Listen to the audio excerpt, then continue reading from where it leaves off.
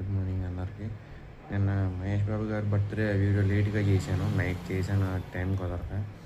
ఈరోజు ఆయన మూవీస్ నాకు గుర్తున్నాయి, నేను చెప్తాను. మీకు ఇంకేమైనా గుర్తుంటే ఖచ్చితంగా కాంబినేషన్ చెప్పి మూవీ ఛాలెంజ్ పెట్టుకున్నాం. ఫస్ట్ నాకు గుర్తున్న మూవీస్ వచ్చేసి నాని, వంశీ, మురారి, టక్కర్ దొంగ, అతడు, ఒక్కడు and Pokiri, all time hit, and నిజం, అండ్ సైనికుడు. అట్నుంచి వచ్చేసి మొన్న చిన్న గుంటూరు కారం, ఇంకా సరిలేరు నీకెవరు, ఇంకేమున్నాయి ఆయన సినిమాస్, యువరాజు, అండ్ యువరాజు, నెక్స్ట్ టక్కర్ దొంగ. చెప్పాను కదా, చెప్పండి.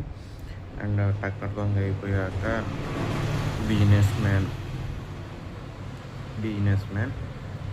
అండ్ త్రిషతో సైనికుడు ఒకటే, అండ్ మురారి చెప్పేశాను కదా. ఇంకేమున్నాయి మహేష్ బాబు గారి సినిమాస్,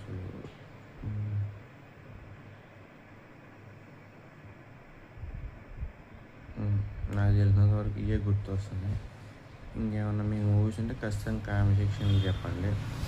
మామూలుగా ఇందులో పోకిరి ఒకటి బాక్స్ ఆఫీస్ బద్దలు కొట్టింది, అతిథి మర్చిపోయాను. అసలు అది మెయిన్ సినిమా.